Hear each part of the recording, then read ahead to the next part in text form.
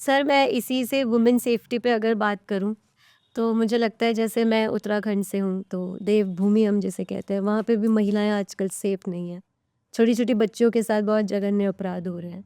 तो कब तक मुझे ऐसा लगता है कि हम संस्कृति के नाम पे बहुत इतराते हैं, इतराना भी चाहिए, लेकिन हम वुमेन को कब वो वाली सेफ्टी दे पाएँगे, कब हमें मंदिर जाने के लिए भी एक आदमी की ज़रूरत नहीं पड़ेगी, हम अकेले जा सकें। आज भी मैं अगर फ़ोन करके बोलूँगी कि मुझे कुंभ में जाना है, तो वो नहीं भेजेंगे। देखिए, ये आप संस्कृति का नाम ले रही हैं ना, लेकिन संस्कृति केवल हमारे शब्द में है। हुँ। जिस ज्ञान के आधार पर संस्कृति विकसित हुई है ना, उस ज्ञान को पहले तो यूनिवर्सिटी कॉलेज सिस्टम से हटा दिया। तो आपकी संस्कृति विकसित कहाँ हो रही है? संस्कृति तो तब विकसित होती ना, जो जितनी बातें अभी हम कर रहे हैं, ये बातें कॉलेज यूनिवर्सिटी में पढ़ाई जाती। स्कूल लेवल पे जो मैं दाल के दाने की बात कही आपको, किस स्कूल में आप पढ़ाते हैं कि दाल के दाने से स्त्री पुरुष की तुलना की है? आप बताइए कि इससे भी कोई इंपॉर्टेंट चीज हो सकती है? ये हमारे ऋषि का चिंतन है, उनका अनुभव है, और उसको हम बच्चों को बताते ही नहीं। अब बच्चों को नहीं बताते, और कहीं न कहीं से हम हमारे अंदर ये घर कर गया है कि ये जो है ये निम्न है, ये जो है ये उच्च है। उच्च है, जी। और इसके कारण जो है वो जो हमारे लड़के हैं वो इस ज्ञान से युक्त नहीं, परिचय नहीं जुड़ पाते, और उनके अंदर वही केवल भोगवादी वृत्ति जो है वो चल रही है, और अज्ञानता के कारण वो एक से एक क्राइम करते हैं। लेकिन मैं आज ये बता रहा हूँ आपको कि ये सब जगह नहीं है। आप गुजरात जाएं, गुजरात में तो मैं 2000 में गया था, एक वहाँ रहा था 8-10 दिन। तो 12 बजे लड़की जो थी वो वहाँ पे वो मैदान में बैठी हुई थी आराम से। तो हमें लगा कि कहीं हॉस्टल में ही ये रह रही हो। तो मैंने पूछा, जो आप कहाँ जाओगी, किस हॉस्टल में रहती हो? तो बोली हॉस्टल नहीं, यहाँ से 5 किलोमीटर दूर मेरा घर है। तो मैंने कहा कि 12 रात तो बज चुके हैं, तो कैसे जाओगी? तो बोले अकेली जाऊंगी। तो अकेली जाओगी तो बोले डर नहीं लगता? तो बोले किस बात का डर, हम तो रात में कभी भी 2 बजे भी जाएं। आज भी अपने बहुत स्टेट ऐसे हैं जहाँ पे आज आप पता कर सकते हैं, 2 बजे रात को लड़कियां यदि 10 किलोमीटर चली जाए तो आज भी बेफिक्र होके जाती है। तो वहाँ पे वो वातावरण है, बच्चों के मन में ये चीज है।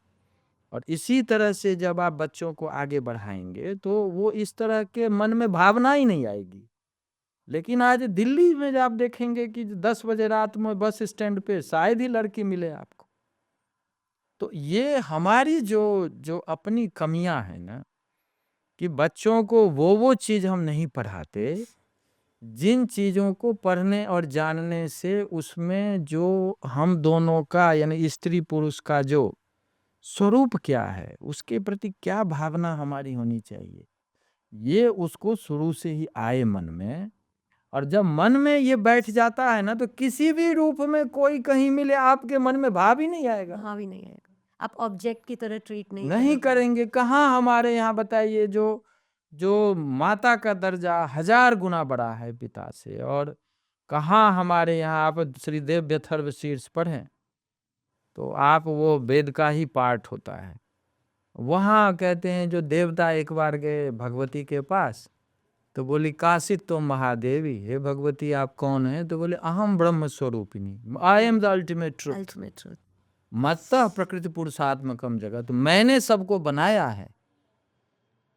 आप ऐसी शिक्षा क्यों नहीं देते? तो आप जो असली विचार है, जहां शुरू से ही बच्चे के मन में ये असली स्वरूप का पता चले, तो वो हम नहीं देते। और हम वही भोगवादी जो ज्ञान की शाखा है, विशेष रूप से वेस्टर्न को हमने अडॉप्ट किया है। और केवल पता है, स्वामी विवेकानंद जी ने कहा है कि भारत और यूरोप के, अमेरिका के स्त्री चिंतन के विषय में क्या भेद है मूल। वो कहते हैं कि यूरोप अमेरिका में स्त्री केवल शरीर के रूप में जानी जाती, वहाँ यंग जो लोग हैं उनका दृश्य है, क्योंकि वो प्रकृति को और मन पुरुष के अतिरिक्त तो सबको भोग का विषय मानते हैं। भारत में स्त्री का सर्वोच्च रूप मातृत्व है, और इस रूप में भारत जो है वो उसको रिस्पेक्ट करता है थ्रू आउट। और एक उदाहरण देते हैं, आपको आश्चर्य लगेगा कि कहते हैं कि कोई जब सन्यासी बनता है तो पिता से वो बड़ा हो जाता है। कोई भी जब सन्यासी बन जाता है तो उसका पिता से बड़ा दर्जा हो जाता है, फिर पिता का पैर छू के प्रणाम नहीं कर सकता वो। उस परिस्थिति में भी माता के अंगूठे को लगाया हुआ पानी वो पीता है, तब उसका पूर्ण होता है। और कहते हैं विवेकानंद जी कि भारत का पुत्र माँ के पैर के को टच किए हुए ऐसे पानी को 1000 बार पीकर भी अपने को आनंदित महसूस करता है। तो कहते हैं ये हमारी दृष्टि है, लेकिन हम पढ़ाते नहीं इस दृष्टि को। ये दृष्टि आएगी तो हम कहेंगे कि हम मॉडर्न पढ़ाएंगे। वो अब मॉडर्न में क्या दकियानुसी है ये हम समझते नहीं। तो इन चीज़ों को हमें यदि लगता है हम करिकुलम में लाएं, अब जबकि ये बात अब आ गई है, लोग महत्व भी समझने लगे हैं, तो बचपन से यदि हम शिक्षा दें तो मुझे नहीं लगता है कि ऐसी चीज़ रहेगी। तो ये लेकिन घर से ही शुरू करनी घर पड़ेगी। से शुरू करनी पड़ेगी, यानी पॉलिसी मेकिंग में भी आपको स्कूल में, कॉलेज में, यूनिवर्सिटी में उन सारे विषयों को लाना पड़ेगा जिसमें कि ये सारे तथ्य हैं, और जो लड़के और लड़की के पर्सनैलिटी को शेप करते हैं, जो उनकी दृष्टि विकसित करते हैं, ये जब तक नहीं लाएंगे, केवल जो है वो हम पढ़ेंगे नौकरी के लिए, पैसा कमाने के लिए, तो पैसा कमाइए, लेकिन ये दृष्टि विकसित नहीं हुई, उसमें विकसित नहीं हुई, तो जैसे जैसे मॉडर्न होते जा रहे हैं, अपने को तथाकथित जो मॉडर्निटी है, वैसे वैसे लड़कियां अपने को अनसेफ फील करती जा रही है। कहाँ हमारी मॉडर्निटी जाती है? जब दिल्ली जैसी जगह में हमारी लड़कियां जो हैं वो रात भर निशंक रूप से यदि किसी बस स्टॉप पे खड़ी रहे और उसके मन में कोई भय ना रहे, कहाँ हम डेवलप किए? तो कोई आईआईटी से पढ़े हैं, तो कोई फलाना से पढ़े हैं, हम ये एजुकेटेड हैं, हम वो एजुकेटेड हैं। क्यों? क्योंकि आपने जो एजुकेशन लिया है, इससे आप पैसा कमाने के लायक तो बन गए हैं, लेकिन आपकी दृष्टि ही विकसित नहीं।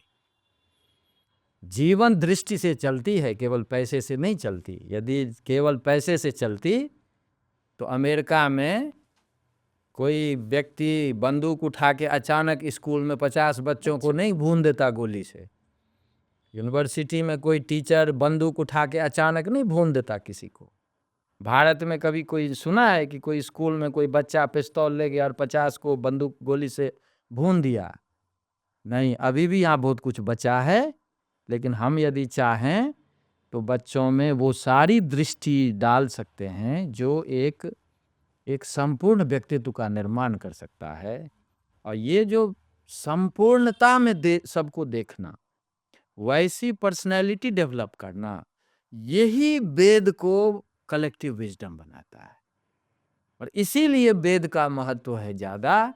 बाकी जो वेद को ठीक से नहीं समझते, वो क्या बोलते हैं वो उनको कुछ खुद भी पता नहीं होता। तो इस तरह से हाँ, हजारों साल का हमारा जो डेवलपमेंट है, तो हम ये भी नहीं कह सकते कि सब कुछ 100% परफेक्ट ही होगा, क्योंकि समाज में लोग हैं। आप कितना भी एजुकेटेड बनाइए, कुछ लोग ऐसे रहेंगे कि वो करेंगे उपद्रव, लेकिन उसको कंट्रोल में रखा जा सकता है। लेकिन कम से कम हम अपने लेवल पे थॉट का तो प्रयास करें। तो यही हमारे ऋषि का मूल चिंतन था, और धीरे धीरे आना पड़ेगा आपको। आप थक जाएंगे, अंत में ऐसा ही विचार, ऐसी शिक्षा पद्धति आपको लानी पड़ेगी, तभी हम बच्चों को ठीक से ट्रेंड कर सकते हैं, और अपने यहाँ की जो लड़कियां हैं, बच्चियां हैं, उनको हम भय मुक्त कर सकते हैं। बिल्कुल। दोस्तों ऐसे ही इंटरेस्टिंग क्लिप्स हमने इस चैनल पे अपलोड की हुई हैं। चैनल को देखते रहो, एक्सप्लोर करते रहो और ऐसी वीडियोस का मज़ा उठाते रहो।